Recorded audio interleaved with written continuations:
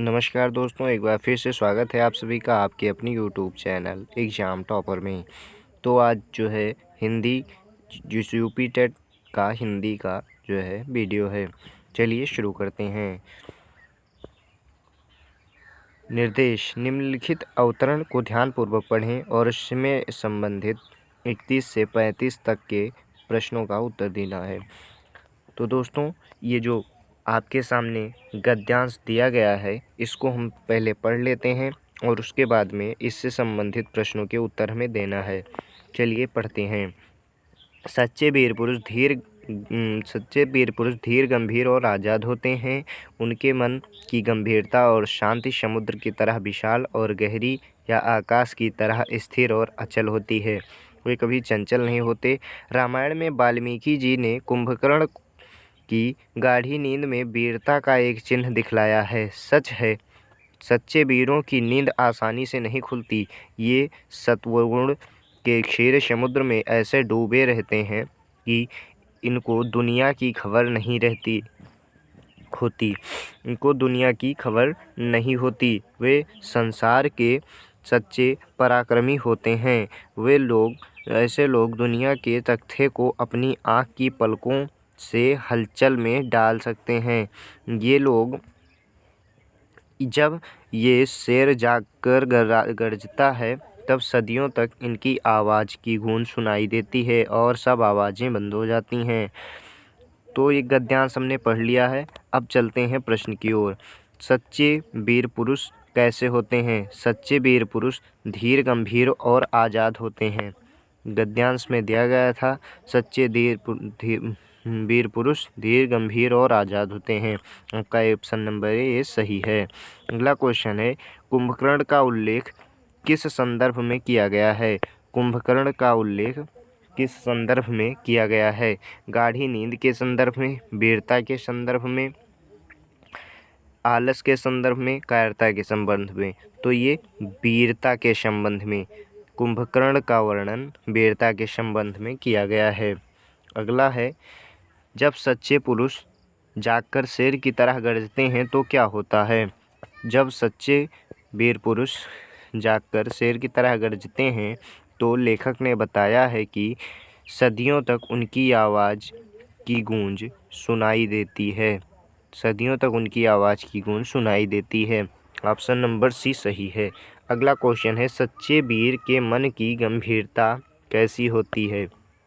अगला क्वेश्चन है, सच्चे वीर के मन की गंभीरता कैसी होती है? पहाड़ की तरह ऊंची और पानी की तरह तरल ये नहीं है।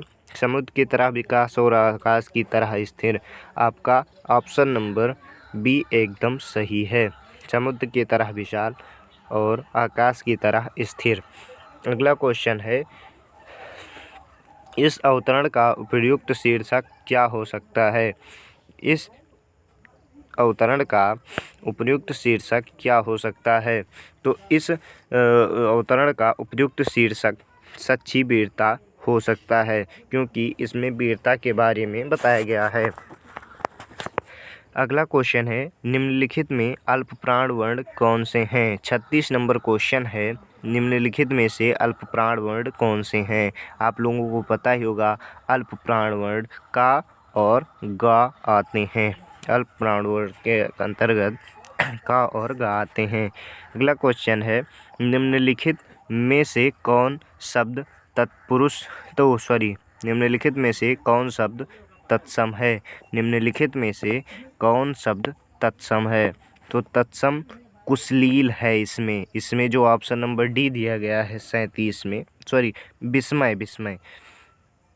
विस्मय 37 में डी विस्मय जो है आपका वो तत्सम शब्द है। अगला है, इसमें से अश्लील शब्द का विलोम है। अश्लील शब्द का विलोम क्या है?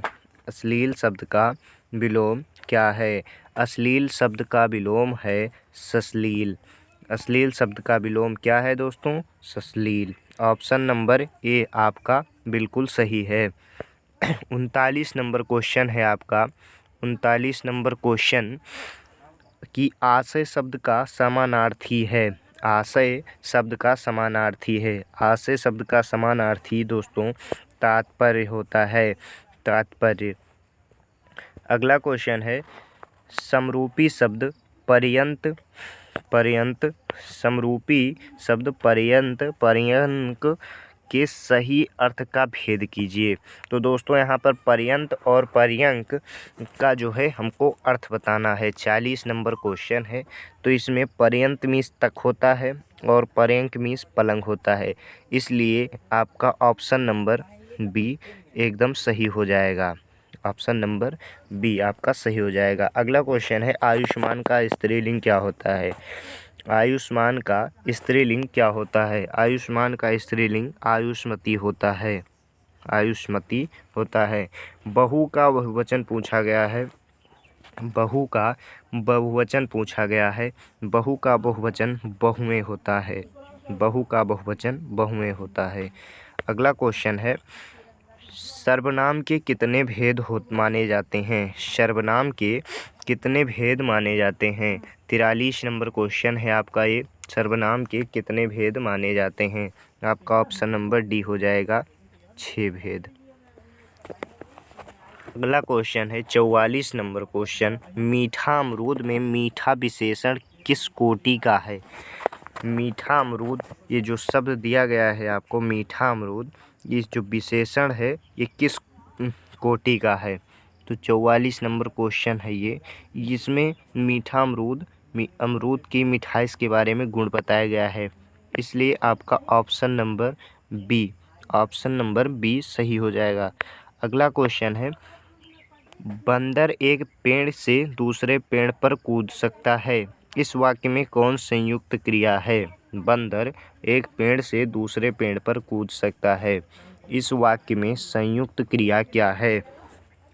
तो इसमें संयुक्त क्रिया आप लोगों को मालूम ही होगा, संयुक्त क्रिया शक्ति बोध करता है, शक्ति बोधक संयुक्त क्रिया है, क्योंकि कूदने में शक्ति लगती है। और आज्ञा तो किसी से आज्ञा बोधक को हो गए, जिसमें आज्ञा दी जाए कि ये बंदर तुम इस पेड़ से उस पेड़ पर कूदो। अभ्यास, अभ्यास किसी ट्रेनर के द्वारा कराया जाता है। इच्छा हुई, इच्छा हो सकता है, लेकिन इसमें शक्ति लगी है कूदने में, इसलिए शक्ति बोधक हो गया। अगला क्वेश्चन है 46 नंबर भूतकाल का कौन सा भेद नहीं है? भूतकाल का कौन सा भेद नहीं है? तो इसमें आपका ऑप्शन नंबर ए हो जाएगा संभाव्य भविष्य, संभाव्य भविष्य। अगला क्वेश्चन है 47 नंबर कर्मवाच्य की प्रधानता होती है, कर्मवाच्य की प्रधानता होती है, कर्मवाच्य की प्रधानता कर्म की होती है, कर्मवाच्य में प्रधानता कर्म की होती है। अगला क्वेश्चन है 48 नंबर क्वेश्चन किस शब्द में आ उपसर्ग है? किस शब्द में आ उपसर्ग है? किस 48 नंबर क्वेश्चन है किस शब्द में आ उपसर्ग है? तो इसमें अभाव में आ उपसर्ग है, अभाव में आपके आ उपसर्ग है। अगला क्वेश्चन है किस शब्द में हार प्रत्यय है? किस शब्द में हार प्रत्यय है? 49 नंबर क्वेश्चन है, 49 नंबर क्वेश्चन है। 49 नंबर में पूछा गया है किस शब्द में हार प्रत्यय नहीं है? किस शब्द में, क्वेश्चन को ध्यान से पढ़ा कीजिए, दिक्कत हो सकती है नहीं तो। क्वेश्चन पूछ रहा है कि किस शब्द में हार प्रत्यय नहीं है? तो हार प्रत्यय किस शब्द में नहीं है? इसमें जो हो जाएगा मिलनसार, मिलनसार, क्योंकि इसमें हार है, इसमें भी हार है और इसमें भी हार है, लेकिन इसमें जो है मिलनसार है, यानी कि इसमें ये हो जाएगा। अगला क्वेश्चन है 50 नंबर महर्षि में कौन सी संधि है? महर्षि में आप में कौन सी संधि है? महर्षि में आपका हो जाएगा गुण संधि, महर्षि में आपका गुण संधि। अगला क्वेश्चन है निम्नलिखित में कौन द्विगु समास का उदाहरण है? निम्न में कौन द्विगु समास का उदाहरण है? संख्यावाची द्विगु एक फार्मूला होता है, संख्यावाची द्विगु, जिसमें संख्यात्मक शब्द दिए गए हों वो द्विगु समास के अंतर्गत आता है।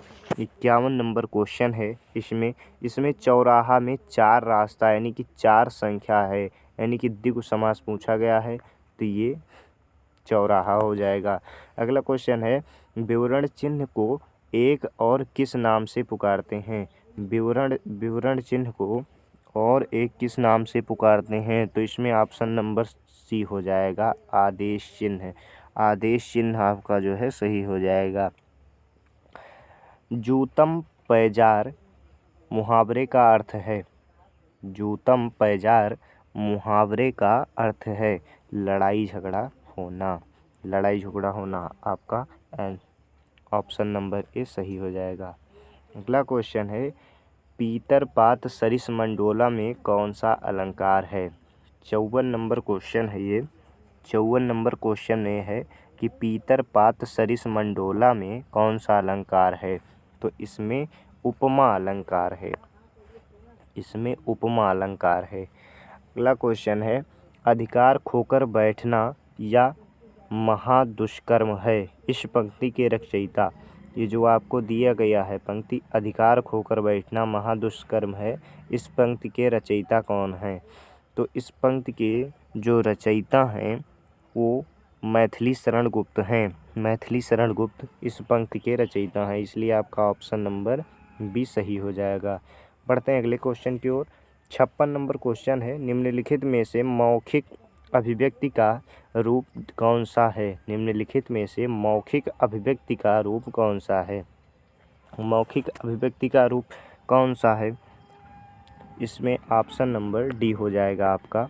मौखिक अभिव्यक्ति का रूप आशुभाषण होता है। मौखिक अभिव्यक्ति का रूप आशुभाषण होता है।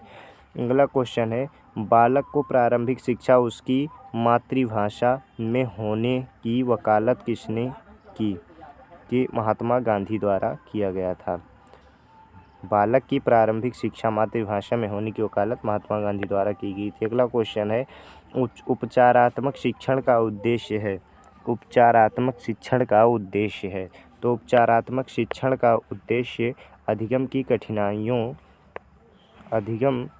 कठिनाइयों की पहचान कर उनका निदान करना।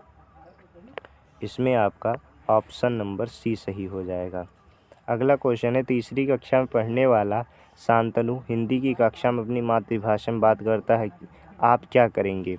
तो इसके लिए जो है 59 नंबर क्वेश्चन है, इसमें आपका सी नंबर है, उसकी भाषा समझने की कोशिश करेंगे। आखिरी क्वेश्चन है, सुनील पढ़ते समय कठिनाई का अनुभव करता है, वह किस रोग से ग्रस्त है? सुशील पढ़ते समय कठिनाई का अनुभव महसूस करता है, वह किस रोग से ग्रस्त है? तो पढ़ते समय कठिनाई का अनुभव करना, ये जो होता है वो डिस्लेक्सिक क्या कहते हैं इसको, डिस्लेक्सिया रोग से ग्रसित है। यानी कि डिस्लेक्सिया रोग पर सुनील को पढ़ते समय कठिनाई का अनुभव कराता है। इसी के साथ ये आज का वीडियो ख़त्म होता है। वीडियो देखने के लिए धन्यवाद। वीडियो को लाइक करना ना भूलें और चैनल को सब्सक्राइब करना ना भूलें। धन्यवाद।